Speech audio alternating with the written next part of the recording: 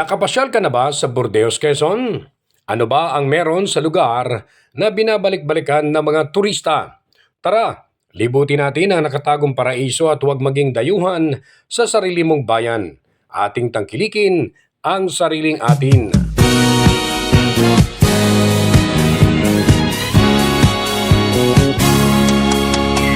Walang iba ang sasarap sa pagtitingin ng natin.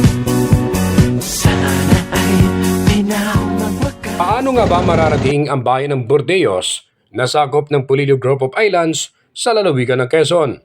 Mula sa mainland area sa bayan ng Real ay dito ka sasakay ng mga barko katulad ng mga fast craft at Roro passenger vessel para marating mo ang isla ng Polillo. Halos 2 oras ang biyahe na may pamasahe na 300 pesos lamang at kung gusto mo namang itawid ang iyong sasakyan ay pwede mo itong isakay sa mga Roro vessel. Pagkadating mo sa bayan ng Polillo ay babiyahe ka ng by land papunta sa bayan ng Burdeos na halos 1 oras naman ang biyahe nito. Pagkadating mo sa nasabing bayan ay madaming mga bangka na iyong masasakyan patawid naman sa mga mapipili mong isla depende sa mga gusto mong pupuntahan at kayo na rin na makipag-usap sa mga bangkero kung magkano ang iyong mababayaran kapag island hopping naman ang iyong magugustuhan.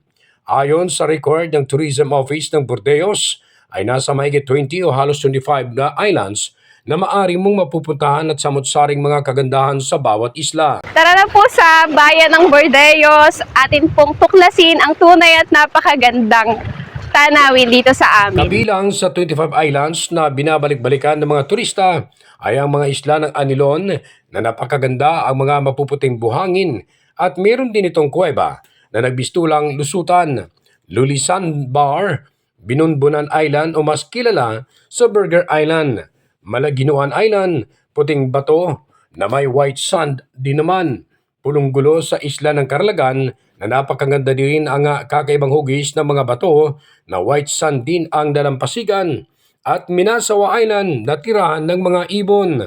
Ayon kay Mr. Benji Oliveros na siyang tagabantay ng Minasawa ay dito na makikita ang iba't ibang klaseng ibon. Bandang alas 4 ng umaga at hapon ay dito mo maririnig ang iba't ibang huni ng animoy nagkantahan. Mayaman din ang karagatan ng Burdeos dahil dito mo mabibili ang mga sariwang isda katulad ang isdang tuna, mga alimango, sikat na lobster, kuray at iba pang mga seafoods. Agaw pansin din ang kagandahan sa lugar katulad na lamang sa Puting Bato na may puting buhangin na malapit din ito sa napakalawak na 500 hektarya na mga taniman o mga alagang perlas. Kapag nagutom naman, abay masarap puntahan ang tagpuan Silinang o Duungan sa Barangay San Rafael ng nasabing bayan. Madami kang mapipili na mga masasarap na pagkain. Abay teka muna, bakit nga pala tinawag siyang tagpuan?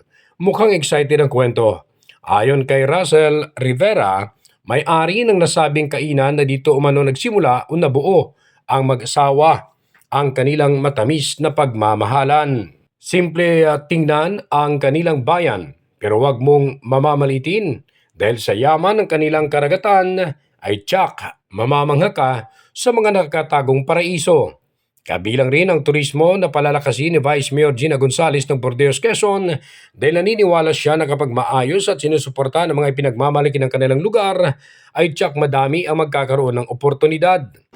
Napakalaking halaga po ang turismo sa aming bayan dahil pag ito po ay umunlad, sama-samang uunlad ang lahat ng mga magkakaroon ng trabaho. Hinihikayat din ng Vice Alcalde ang mga negosyante na gustong mamumuhunan sa kanilang lugar ay maaaring makipag-ugnayan sa lokal na pamahalaan upang ito ay matulungan sa anumang mga dokumento. Nagbigay din ng paalala si Gonzales sa publiko lalo tigit sa mga turistang dumadayo sa bawat isla na ingatan ng kalikasan at huwag magtapon ng basura na kung saan-saan upang patuloy na mapapakinabangan ang mga pinapasyalang lugar. Kaya ano pa ba ang hinihintay mo? Tara na sa Burdeos, Quezon, ating tuklasin at langhapin ang sariwang hangin.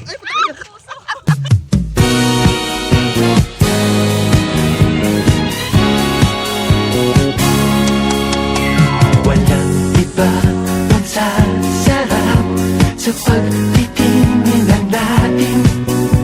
Sana ay di na magwakas itong awit ng pag-ibig. Awit natin ay wag na wag mong kalimutan. Ronda Balita mula sa bayan ng Burdeos, lalawigan ng Quezon. Ako si Che Arnarit, naghahatid ng mahalagang impormasyon at balitang totoo.